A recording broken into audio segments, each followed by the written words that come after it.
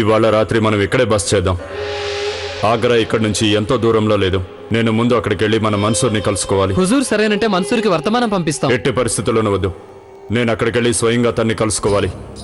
ఒకవేళ మాన్సింగ్ గూఢచారులు చుట్టుపక్కల ఉన్నా ఉండొచ్చు. మనం పంపే వర్తమానం వాళ్ళెవరి చెవిలో అయినా పడిందంటే అది చాలా ప్రమాదకరం.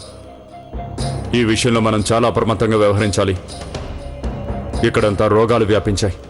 నేను కూడా ఒక రోగిలాగే గ్రామంలోకి వెళ్తాను.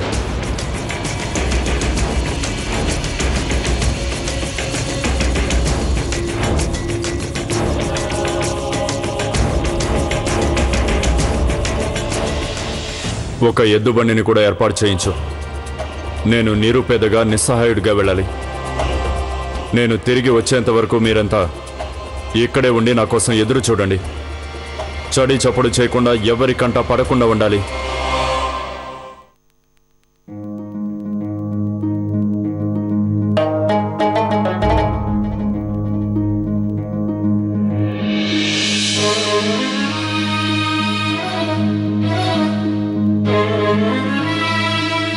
ఉన్నట్టుండి మాకిలా ఉక్కపోస్తోందేంటి?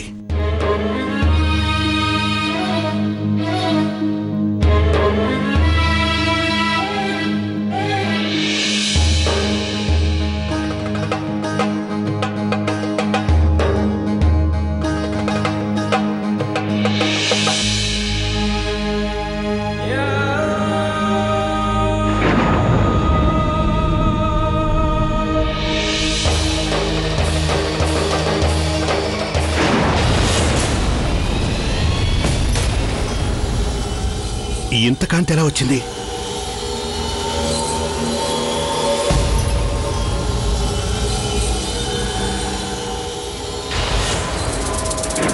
అసలు ఇక్కడ ఏం జరుగుతోంది? అసలు ఏం జరుగుతోంది? అసలు ఏంటి అద్భుతం?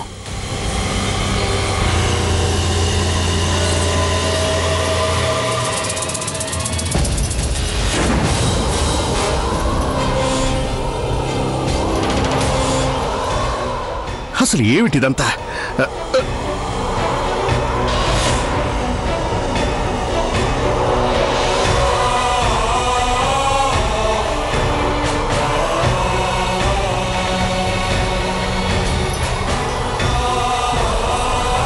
గాలి ఇంత వేగంగా వీస్తోందేంటి?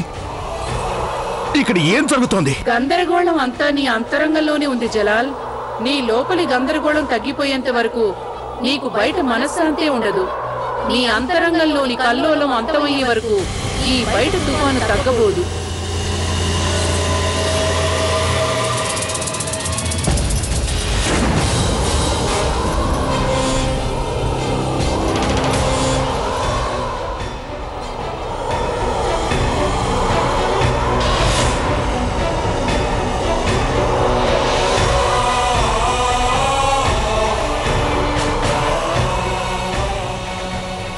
నిన్నొక ప్రత్యేక లక్ష్యంతో ఎంచుకోవడం జరిగింది, కానీ నువ్వు ఆ లక్ష్యాన్ని మర్చిపోయావు.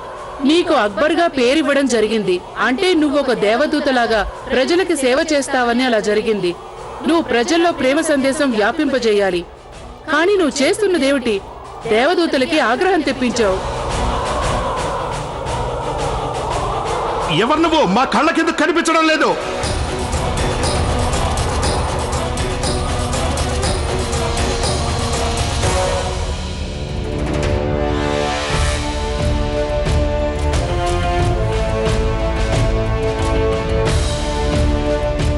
అసలు ఇదంతా ఏమిటి? ఏం జరుగుతోంది? మాలో ఎలాంటి మార్పు లేదే. అంటే ఇదంతా అబద్ధమా లేక వాస్తవమా? అరే సుజన్, నువ్విక్కడున్నావా? అక్కడ వంటశాలలో కౌసల్య గారు నీ కోసం వెతుకుతున్నారు. ఇప్పుడే ఇక్కడొక తుఫాన్ వచ్చింది కదా? తుఫానా? అసలు నీకేమైనా మతిపోయిందా ఏంటి? ఆకాశం నిర్మలంగా ఉంటే తుఫాన్ ఎక్కడి నుంచి వస్తుంది? అంటే నువ్వు పని ఎగ్గొట్టడానికి సాకు వెతుకుతున్నట్టుగా ఉంది. లేదంటే పట్టపగలే కళ్ళగంటున్నావా? పదా. ఏంటి? మేం పని చెయ్యాలా? ఏమిటా పని? ఎలాంటి పని? అబ్బో, ఏదో షహన్షాలాగా గొప్పలబోతున్నావే. ఇక్కడ ప్రతి ఒక్కరూ పని చేయాలి. పని చేయాలా? అవును, అందరూ చేయాలి. అసలు ఉన్నట్టుండి ఏమైంది నీకు? తలాతోక లేకుండా మాట్లాడుతున్నావు. ఎన్నిసార్లు చెప్పమంటావయ్యా నీకు? మనమంతా ఇక్కడ పని చేసి తీరాలి. మనలాంటి వాళ్ళకి తిండి సంపాదన అంత తేలిగ్గా దొరకవు. అదే షెహన్షాలు డబ్బున్నవారు అంటే వాళ్ళ సంగతి వేరు. వడ్డించిన విస్తరితో పుడతారు. కానీ మీలాంటి నాలాంటి వాళ్ళు 2 పూట్ల తినాలంటే చాలా కష్టపడి పనిచేయాల్సి ఉంటుంది. కడుపులో మంట అగ్నిపర్వతం కంటే తీవ్రంగా ఉంటుంది. దీన్ని మనంతట మనమే ఆర్పుకోవాలి. ఇక పద, వెళ్దాం ఇక్కడి నుంచి.